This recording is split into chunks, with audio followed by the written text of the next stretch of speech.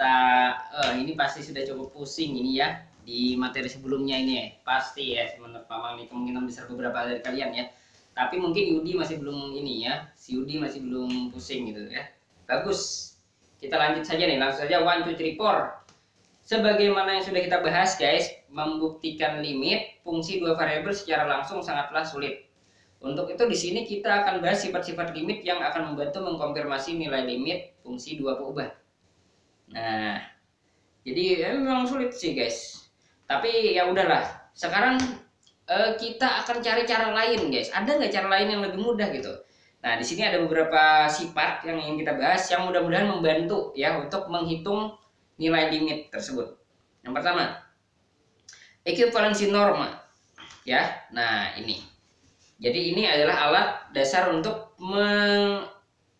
memanipulasi ya nanti pada saat kalian menghitung yang ini guys. Nah ini kan sulit ya, yang bagian yang ini nih. Nah ini, maka kalian mungkin akan bisa menggunakan maksimum ini ya, pakai maksimum ini. Lihat guys. Nah jadi maksimum XY itu kurang dari akar X kuadrat Y kuadrat, ini kurang dari 2 kali maksimum X mutlak X mutlak Y. Nah itu ya. Selanjutnya, nah kita kalau mau disimbolkan guys, kalau kalian mau menyimbolkan, simbolkanlah mak XY ini dengan mutlak modulus XY tapi ada kata tak hingganya sini. Nah ini, artinya ini sama dengan mak XY ini. Artinya ini nanti kepakainya mungkin ya pada saat kalian pusing 7 keliling menentukan berapa epsilon berapa deltanya ini yang di sini. Maka kalian bisa mencari ya udah pakai maksimum saja gitu, mungkin bisa, tapi dikali 2 ya kalau kalian bingung. Oke. Kemudian ada sifat-sifat limit. Diberikan FG fungsi variabel dua variabel dengan domain ini ternyata masih berlaku seperti fungsi satu variabel ya, bisa dijumlahkan jumlah limitnya, kemudian dikalikan, perkalian skalarnya bisa keluar, perkalian itu bisa dikalikan juga limitnya ya. Limit kali limit, kalau dia hasil kali, kalau bagi juga bisa dibagi asalkan limit yang di X-nya tidak sama dengan 0. Kayak fungsi dua variabel. Akhirnya kita bisa hitung ya limit yang kemarin X, Y 1,2 ini menggunakan sifat itu tadi 2xy plus X. Ini menggunakan sifat langsung aja nih, limit X, Y 1,2 2xy plus limit X, Y 1,2 X gitu. Nah. Kemudian ini 2 kali limit X, Y 1,2 xy, yang ini sama dengan 1 ya. Ini sudah bisa dihitung langsung.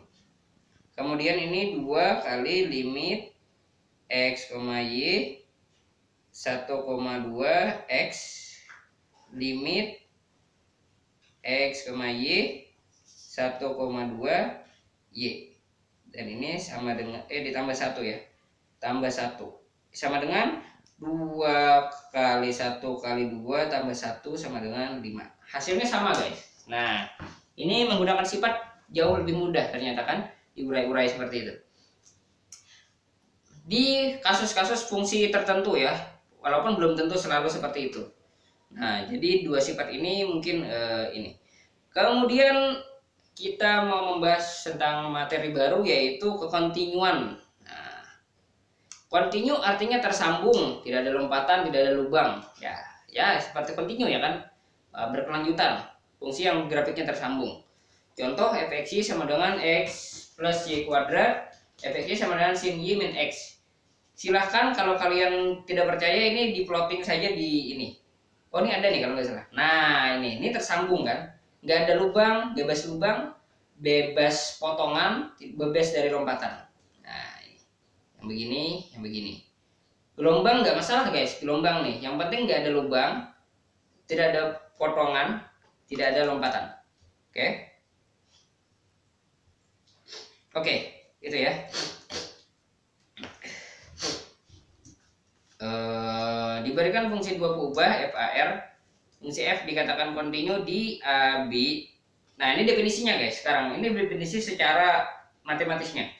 Diberikan fungsi 2 kubah f dari A ke R dengan AB anggota A. Ingat guys, perbedaannya dengan limit, AB-nya harus anggota A kalau kontinu. Nah, sementara limit itu tidak perlu anggota A. Kemarin ya.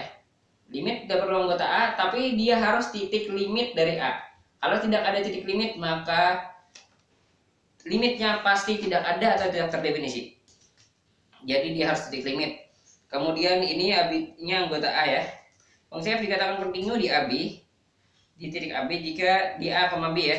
Jika untuk setiap epsilon positif ada persekitaran B delta A, B, sehingga f atau peta dari B delta A, B itu termuat dalam interval FAB dikurang epsilon sampai FAB ditambah epsilon. Secara sederhananya bisa dibilang F kontinu di AB jika FA, B tidak berlubang atau robek. Nah, ini kalau secara bahasa sederhana ya.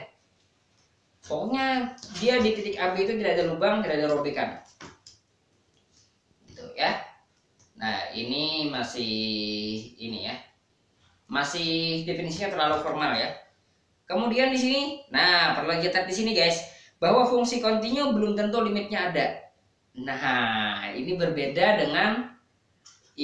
konsepnya dengan yang mungkin di kalkulus 1. Kan biasanya kalau fungsi kontinu pasti limitnya ada ya kan, kalau di kalkulus 1. Tapi di sini fungsi kontinu belum tentu limitnya ada. Tapi fungsi kontinu di AB pasti terdefinisi di sana. Ini di sini ada kayak simbol atau apa ya ini ya. Kontinu belum tentu ada limit. Nih, ke sini belum tentu katanya ya. Kemudian ada limit belum tentu kontinu. Kemudian terdefinisi belum tentu ada limit dan terdefinisi belum tentu kontinu juga.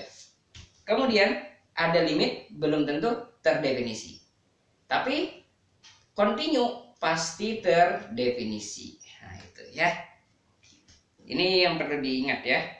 Jadi jangan sampai tertukar, jangan sampai terkecoh. Gara-gara hanya ada limit belum tentu kontinu. Tapi kapan fungsi kontinu ada limitnya? Nah, oh ini contohnya ya.